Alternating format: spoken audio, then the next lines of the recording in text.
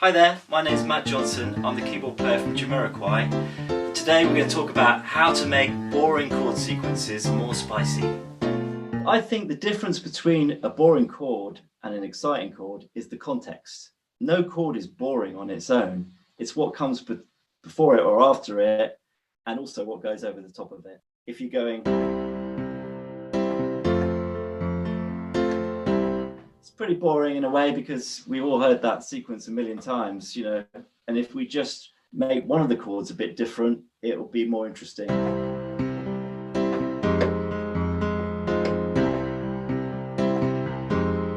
Just making one of those into a minor instead of a major. You might have heard a thing called the circle of fifths. A lot of people talk about fifths. They're sort of magic chords. The interval of a fifth from one to the other can be very useful often. Sometimes you'll think, well, hang on, you're going a fourth, you're going up a fourth, but it might be a fourth going up, but it'll be a fifth going down. So it can go either way. We still call it the circle of fifths. And I'll give you a little example of how that sounds. C minor 9, F minor 9, B flat minor 9, E flat minor 9, A flat major 7, D flat major 7, back. So it sort of can take you on this round robin. We're all quite familiar with the sound of that, even though we don't know what it's called. So one effective way of making a very boring chord sequence a bit more interesting is by switching the bass and keeping the chord the same. If I play that F minor 7, and then I bring up the bass note up a fourth to a B flat, it's the same chord, but with a different bass, and it feels completely different. So now let's go up a tone. So you can see the chords are just basically going.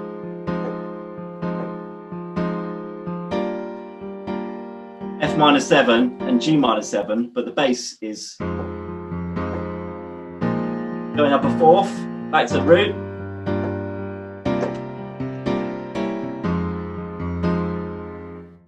So it's quite a handy thing to create a movement without too much movement, if you know what I mean. Also, another interesting way to change a sequence like that is to sometimes switch one of the chords into a major where you were expecting it to be a minor. So,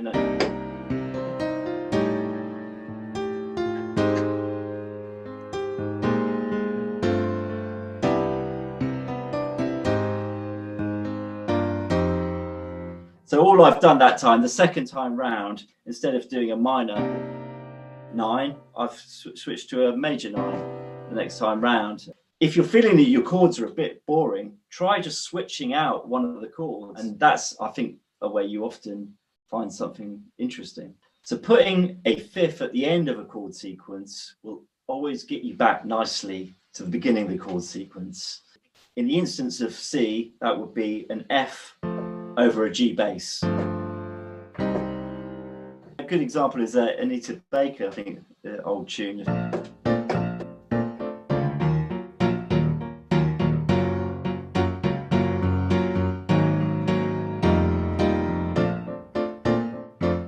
You hear there, it's the fifth that brings it back.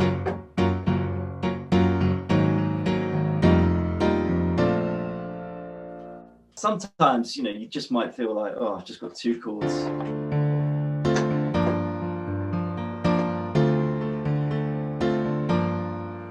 Maybe just try, rather than adding a load of more chords, just doing something rhythmic with those chords, not having them all on the nose of the bar.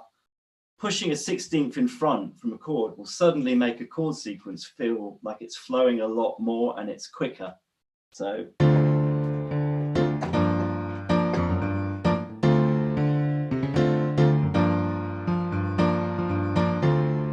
in something like that, you've got a minor D minor 7 up to a G minor 7.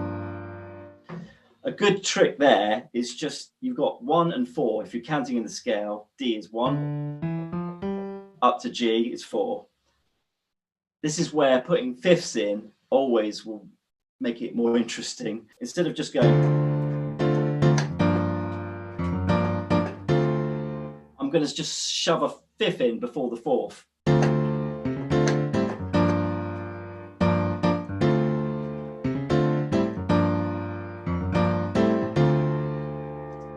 So those little passing chords, even though they're not really making a lot of harmonic difference, they just make a song feel faster. In Jamiroquai, in our band, we do that a lot of the time. You know, we've got a song, Don't Give It a Chance. So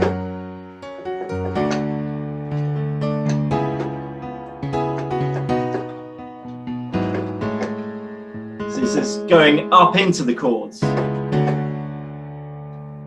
That's part of the rhythmical thing. It's just giving you a little push into the chord. So you can either use a semitone or a tone below, depending on the sequence, really.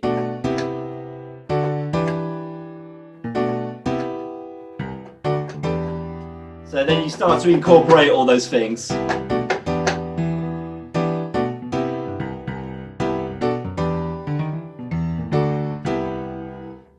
Suddenly, you know, your little sequence has got so much more movement and life to it.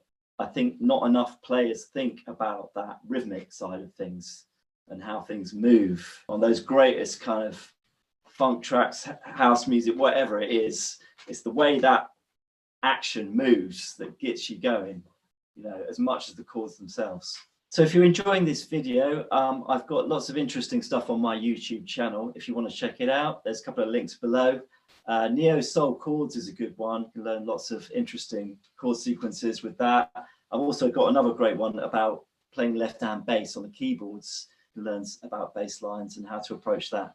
We normally play the root note, but it's sometimes really interesting to not do that. I can give you a really good example of a song that does that, considered one of the greatest classics, is Surf's Up by Brian Wilson. And the verse of that has two chords, G minor 7 and D minor 7. But what he does is he reverses the bass. So the bass plays the second chord first and the first chord second, whereas the chords stay the same. So instead of feeling like this, it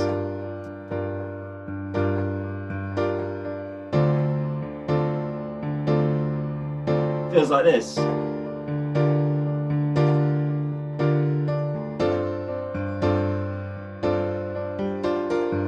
Just totally changes the mood of it. And especially in modern music, I guess, people don't want too many changes, do they? You know, they want the beats, the main thing, and the vocal. So you just want to create harmonic interest without having like tons of chords. One thing that I think would be very interesting, because my audience is more producers, so they are thinking a lot about how a chord fits with a beat or how a chord fits with a vocal versus just the chord itself. Do you maybe have any tips for fitting a chord with the other elements, particularly like a beat or a vocal? The vocal is the most important thing. So let's say the singer's doing a phrase. You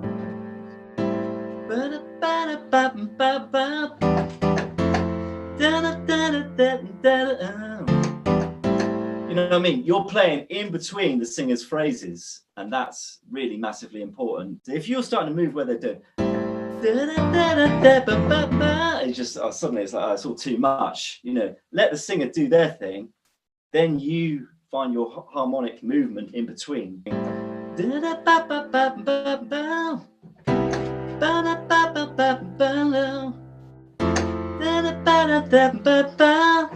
when you're producing singers, they always want to put too much in. They always want to just sing all the time. You know, try to get them to sing a bit less, you know, make a simple line, then you give it some context with the chords, and that can make a very simple thing sound interesting. And I think most hit records are like that, actually, quite simple lines with strong harmonic movements that support them. Yeah, it's funny when you say all that, because as soon as you said that, I was like, oh man, I totally hear that in Jamiroquai records. Yeah, absolutely, because Jay, he's a riffing kind of singer, really. You know, so he often will repeat a line. You know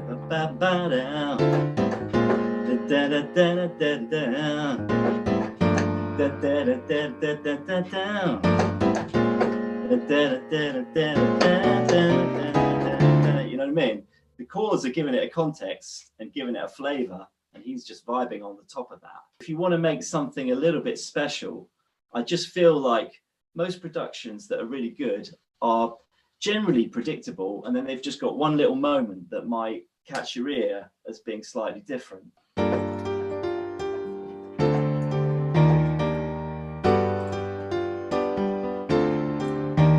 Yeah, so the interesting chord is, the reason it's interesting is because it's a major 7 in a minor sequence. Instead of playing the minor, I've gone to a major. So that's basically the sequence.